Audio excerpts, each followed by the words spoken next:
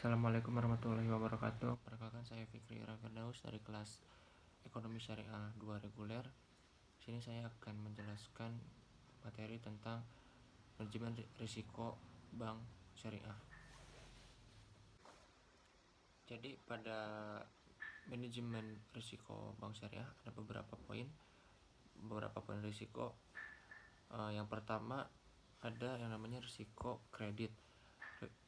Risiko kredit adalah risiko akibat kegagalan nasabah atau pihak lain dalam memenuhi kewajiban kepada bank sesuai dengan perjanjian yang disepakati, termasuk risiko kredit akibat kegagalan debitur, risiko konsentrasi kredit, dan settlement risk.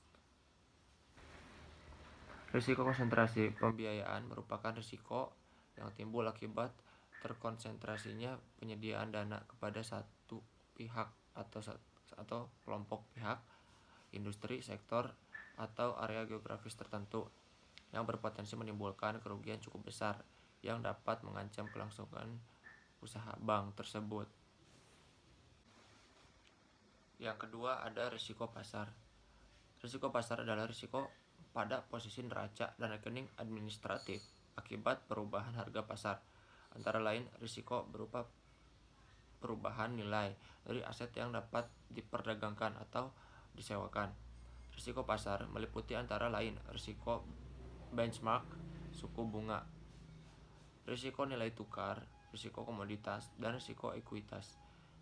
Penerapan manajemen risiko untuk risiko komoditas dan risiko ekuitas wajib diterapkan oleh bank yang melakukan konsolidasi dengan perusahaan anak.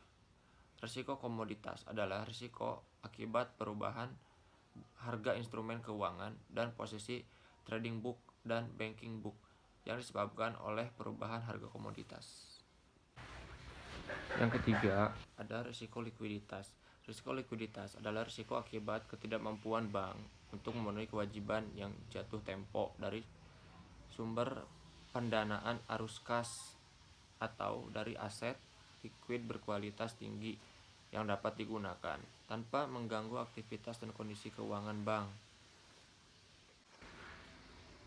Poin 4, risiko operasional. Risiko operasional adalah risiko kerugian yang diakibatkan oleh proses internal yang kurang memadai, kegagalan proses internal, kesalahan manusia, kegagalan sistem, atau adanya kejadian eksternal yang mempengaruhi operasional bank.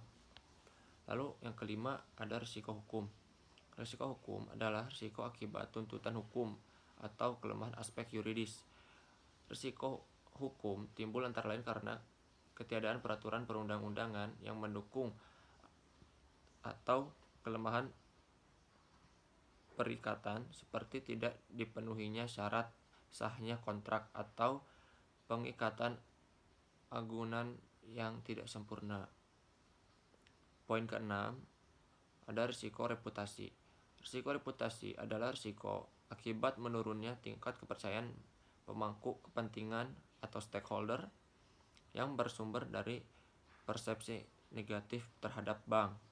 Risiko reputasi timbul antara lain karena adanya pemberitaan media atau rumor mengenai bank yang bersifat negatif, serta adanya strategi komunikasi bank yang kurang efektif.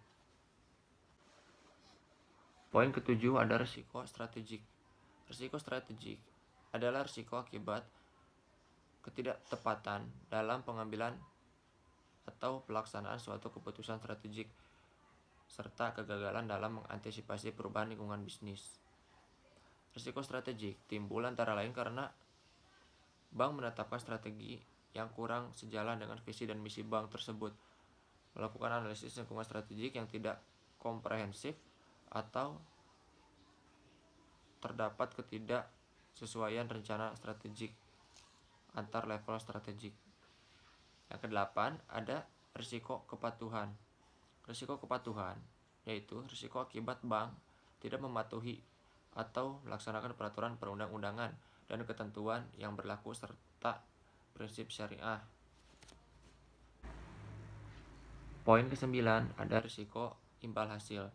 Risiko imbal hasil atau rate of return risk adalah risiko akibat perubahan tingkat imbal hasil yang dibayarkan kepada yang dibayarkan bank kepada nasabah.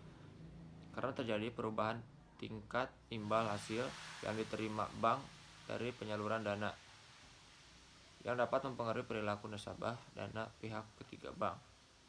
Risiko imbal hasil timbul antara lain karena adanya perubahan perilaku nasabah dana pihak ketiga bank yang disebabkan oleh perubahan ekspektasi tingkat imbal hasil yang diterima dari bank.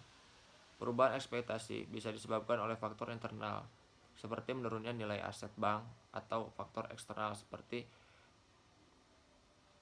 naiknya imbal hasil yang ditawarkan bank lain.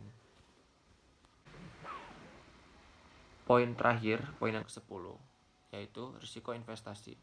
Risiko investasi atau equity investment risk adalah risiko akibat bank ikut menanggung kerugian usaha nasabah yang dibiayai dalam pembiayaan berbasis bagi hasil, baik yang menggunakan metode net revenue sharing maupun yang menggunakan metode profit and loss sharing. Risiko investasi timbul apabila bank memberikan pembiayaan berbasis bagi hasil kepada nasabah dengan bank ikut menanggung risiko atas kerugian usaha nasabah yang dibiayai. Dalam hal ini, perhitungan bagi hasil tidak hanya didasarkan atas jumlah pendapatan atau penjualan yang diperoleh nasabah, namun dihitung dari keuntungan usaha yang dihasilkan nasabah. Apabila usaha nasabah mengalami kebangkrutan, maka jumlah pokok pembiayaan yang diberikan bank kepada nasabah tidak akan diperoleh kembali. Sementara perhitungan bagi hasil yang dapat menggunakan metode net revenue sharing, yakni bagi hasil dihitung dari pendapatan setelah dikurangi modal.